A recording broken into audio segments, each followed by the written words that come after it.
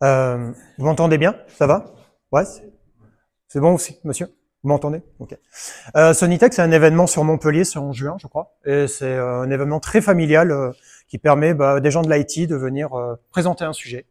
Il y a des formats 15 minutes, des formats 45 minutes, et il y a des formats slideless. Et je pense que du coup, Jasmine, il faudrait que tu y ailles. C'est 4 heures d'intercité, par contre. Bon courage. Ok. Oh, hop là. Ok.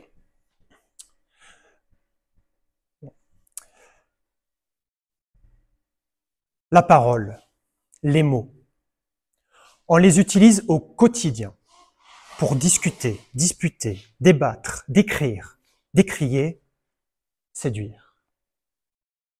Cependant, ce qu'on sous-estime souvent, c'est leur puissance, leur force. Mesdames et messieurs, prenons conscience de la chose suivante. Un tout petit mot de 4 lettres peut ensoleiller votre journée, ou au contraire, l'assombrir. Un tout petit mot de 4 lettres peut galvaniser des foules ou au contraire démotiver des peuples. C'est ça, la puissance des mots. Je suis conférencier et coach en éloquence. Et au quotidien, je vois l'impact des mots sur notre prise de parole. Pourquoi? En fait, il est bien plus compliqué, mesdames et messieurs, de restituer l'intégralité de nos idées dans l'esprit des personnes. Et je vous invite à une expérience qu'on va faire ensemble. Si je vous dis, pensez à un chien. C'est bon? Eh bien, si je vous demande à quel type de chien vous avez pensé, il est fort probable qu'il y en ait 6-7 différents. Alors, il faut que je renforce mon pouvoir de parole. Je vais utiliser une figure de style, la comparaison. Je pense à un chien comme Milou, le chien de Tintin, qui est un fox terrier. Et là, peut-être, j'ai réussi à restituer l'intégralité de mon idée dans votre esprit. Aujourd'hui, je compte vous présenter 4 outils de base, 4 super pouvoirs que vous avez déjà en vous, qui sommeillent en vous, et qui n'attendent qu'à être révélés. Le premier outil est quelque chose d'éphémère. Pourtant, ce premier outil va créer de l'intensité, des montagnes dans votre discours. Et ce petit outil va créer une ambiance. Ce tout petit outil de quelques secondes, indispensable à la prise de parole, ce petit outil s'appelle le silence. Le silence, mesdames et messieurs, est la première chose que je vous recommande, préconise de travailler pour rendre plus impactante votre prise de parole. Imaginons que vous reveniez de vacances et vous avez envie de partager cela avec vos amis. Eh bien, je vous propose 2 versions. La semaine dernière, j'étais en vacances, devine où j'étais en Espagne et devine ce que j'ai fait du rafting. Dans cette version, je n'ai pas laissé la place au silence. Alors, on va essayer une deuxième version. La semaine dernière, j'étais en vacances. Devine ce que j'ai fait du rafting. Ici, j'ai laissé plus de place au silence. J'ai commencé à créer du suspense, à raconter une histoire. Et ça tombe bien, car l'être humain aime les histoires. Alors, comment démarrer? Je vous propose 2 exercices très simples. Le premier, c'est d'apprendre à marquer des pauses pour créer quelque chose. Vous sentez ce quelque chose? Et le deuxième, tout simplement de marquer la ponctuation de votre texte. Si je reprends mon exemple de tout à l'heure, dans les virgules, je vais poser environ 1 seconde de silence, et tout ce qui est point d'interrogation, point d'exclamation, je vais poser environ 2 secondes de pause, etc., etc. Et si je reprends cet exemple, ça fait la chose suivante. La semaine dernière, j'étais en vacances. Devinez où j'étais? En Espagne. Et devinez ce que j'ai fait? Du rafting. Exercice simple et efficace pour démarrer. Cependant, le silence, créer du vide, va pas être suffisant pour donner du caractère à notre texte. Il va falloir lui donner un autre visage. On va retourner au lycée et parler des figures de style. Ne quittez pas la salle, ça va être intéressant. La première figure de style qui est noyée dans nos discours sur les réseaux sociaux, c'est l'hyperbole. Pardon. Hop.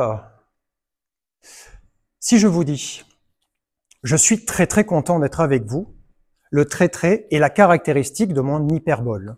Je pourrais dire tout simplement, je suis content d'être avec vous. Sauf que j'ai envie de marquer mon enthousiasme. Une autre figure de style que j'aime énormément, c'est l'anaphore. L'anaphore, c'est une répétition de mots en début de phrase. Exemple. Je suis Geoffrey, je suis orateur, je suis au Human Talk Bordeaux. Le je suis est la caractéristique de mon anaphore. Eh bien, je vais vous partager un pitch que j'ai fait durant un événement pour présenter un sujet qui s'appelle Accelerate. Produire vite au détriment de l'être humain. Produire vite au détriment de la qualité. Et produire vite au détriment de notre contexte de travail.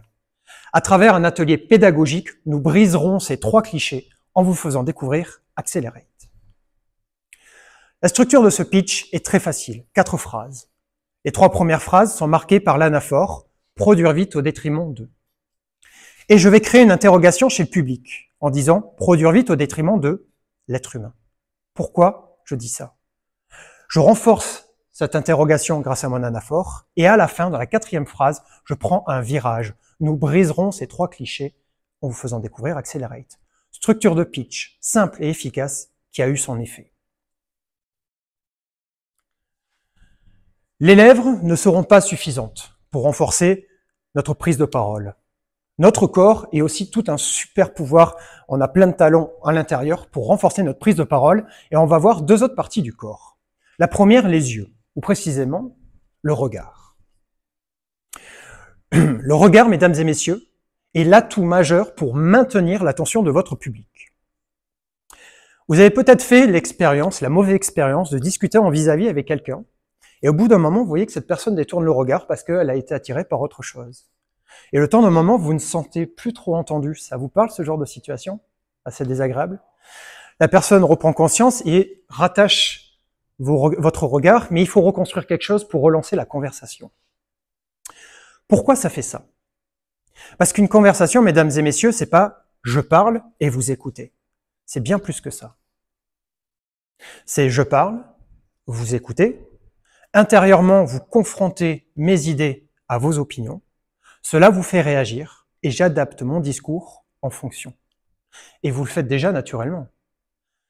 Imaginez une soirée avec des amis à qui vous avez partagé vos dernières vacances.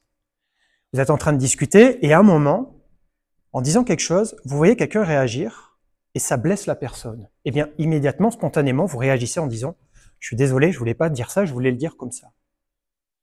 Avec votre regard, vous avez adapté votre discours, vous avez fait comprendre à la personne qu'elle était concernée dans la conversation, que vous lui portiez de l'attention. Le regard, en fonction de la réaction, pour faire sentir l'intention et maintenir l'attention. D'autres parties du corps, les bras et les mains, évidemment. Dans les bras et les mains, ça va amener quelque chose d'important, c'est la cohérence de votre discours. Cette espèce d'harmonie entre ce que vous dites et comment vous le dites. Un exemple. Bonjour à tous et à toutes, je suis très heureux d'être avec vous. Bonjour à tous et à toutes, je suis très heureux d'être avec vous. Vous avez senti la différence qu'amènent les mains? Une cohérence entre ce que je dis et comment je le dis. Alors comment démarrer? Alors très simple, déjà on va définir un cadre. Et votre cadre, je vous recommande, c'est entre les épaules et votre bassin. Et dans cet espace, tout le monde pourra voir vos bras bouger. Ensuite, on va prendre une position. Vous pouvez prendre le triangle, on la voit très souvent à la télévision. Pourquoi pas la posture de la boxe? Alors c'est le mauvais boxeur, il devrait protéger son visage, on est d'accord? Ou le plateau. Plateau, triangle, posture de la boxe. Et à partir de là, on va jouer un jeu que vous connaissez tous et toutes. Pierre, ciseaux, papier. Et je vais prendre la posture de la boxe aujourd'hui. Pierre. Ensemble, mesdames et messieurs, ensemble, nous pouvons faire ce projet, nous pouvons y arriver. Index. Ensemble, mesdames et messieurs, nous pouvons faire ce projet, nous pouvons y arriver. Feuille. Ensemble, mesdames et messieurs, nous pouvons faire ce projet, nous pouvons y arriver. Ici, très simple, pierre, ciseaux, papier va amener une émotion, une intention que l'on va renforcer grâce aux mains. Et puis, pour les personnes qui trichent à pierre, ciseaux, papier et qui utilisent le puits, ça marche aussi. Ensemble, nous pouvons faire ce projet. Ensemble, nous pouvons y arriver. Ces 4 super pouvoirs que nous avons en nous, que nous savons déjà utiliser, ont marqué l'histoire. Je vous ramène au 28 août 1963. Une personne a utilisé ces 4 outils devant plus de 250 000 personnes. Cette personne a marqué l'histoire en défendant les droits civiques du peuple noir américain. Cette personne est Martin Luther King avec sa fameuse anaphore « I have a dream ». Ces 4 outils ont changé, marqué l'histoire. Ces 4 outils ont changé mon histoire. Ces 4 outils peuvent marquer et changer votre histoire. Les silences, vous taire, vous savez le faire. Les figures de style, comme les répétitions, répéter, répéter, répéter, vous savez le faire. Les yeux, le regard, les mains, je suis sûr que vous savez le faire. C'est une question d'entraînement. Et ma posologie, 5 minutes par jour pendant 21 jours, si vous êtes têtu comme moi, 90 jours, et vous verrez petit à petit votre prise de parole se renforcer. Ce talent va se décupler.